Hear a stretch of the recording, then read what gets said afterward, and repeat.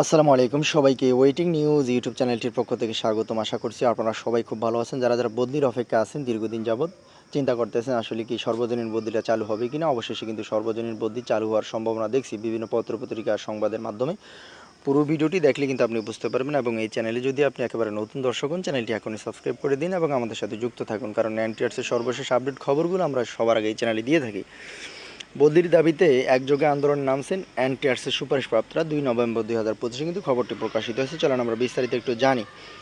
দ্রুত বদলি কার্যকর করার লক্ষ্যে একযোগে আন্দোলনে নামার ঘোষণা দিয়েছেন বেসরকারি শিক্ষক নিবন্ধন ও প্রত্যয়ন কর্তৃপক্ষের এনটিআরসি সুপারিশে নিয়োগ পাওয়া শিক্ষকদের বিভিন্ন সংগঠন একত্রিত আন্দোলনে নামছেন। আগামী ১০ অক্টোবর বাংলাদেশ বদলি প্রত্যাশী শিক্ষক ঐক্য জোট ব্যানারে আন্দোলনে নামবেন তারা।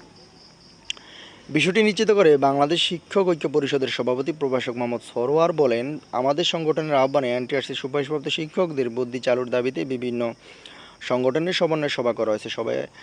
সবাই একত্রিতভাবে আন্দোলনে নামার ঘোষণা দিয়েছেন। আগামী ১০ অক্টোবর এই কর্মসূচি পালিত হবে। জানা গেছে, বেসরকারি শিক্ষা প্রতিষ্ঠানের কর্মরত শিক্ষকদের বদলির কোনো সুযোগ নেই। এনটিআরসি কর্তৃক প্রকাশিত গণবিজ্ঞপ্তিতে আবেদনের মাধ্যমে প্রতিষ্ঠান পরিবর্তনের সুযোগ পেতেন তারা। তবে ইন্ডেক্সধারী শিক্ষকদের গণবিজ্ঞপ্তিতে আবেদনের সুযোগ বন্ধ করে দেয় সরকার। এই অবস্থা বিপাকে পড়েন নিজ বাড়ি থেকে শত শত কিলোমিটার দূরে চাকরি করা শিক্ষকরা। একই সঙ্গে নারী শিক্ষকদের ভোগান্তি বেড়ে যায় কয়েক গুণ। ইন্ডেক্সধারী শিক্ষকদের গণবিজ্ঞপ্তিতে আবেদনের সুযোগ বন্ধ হওয়ার পর বদলি চালুর দাবিতে আন্দোলনে নামে শিক্ষকদের একাধিক সংগঠন। দীর্ঘ আন্দোলনের পর সাবেক শিক্ষা উপদেষ্টা অধ্যাপক ওয়াহিদুদ্দিন মাহমুদ বদলি চালুর উদ্যোগ নেন।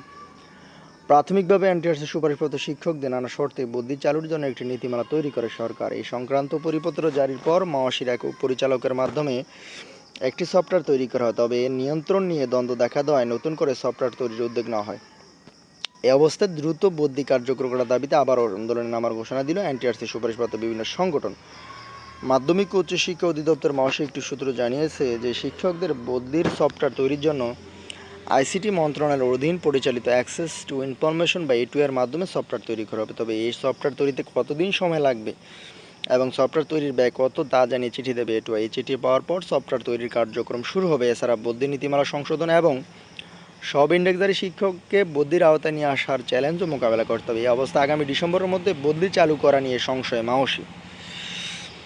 নাম ও প্রকাশিত রাখার শর্তে মাওয়াশির এক উপপরিচালক দাড়িলি ক্যাম্পাসকে বলেন, বদলি সফটওয়্যার তৈরির জন্য এটুয়াকে চিঠি দেওয়া হয়েছে। এই চিঠির উত্তর আমরা এখনও পাইনি। চিঠিতে সফটওয়্যার তৈরিতে কেমন খরচ হবে এবং কতদিন সময় লাগবে তার একটি ধারণা দেওয়ার কথা রয়েছে। তবে যেহেতু বদলি নীতিমালা সংশোধন করা হবে, সেহেতু আগামী ডিসেম্বরের মধ্যেই শিক্ষকদের বদলি চালু হওয়ার সম্ভাবনা দেখছেন। এটি বাস্তবায়ন করতে আরও সময় লাগবে, তা আশা করি বুঝতে পেরেছেন।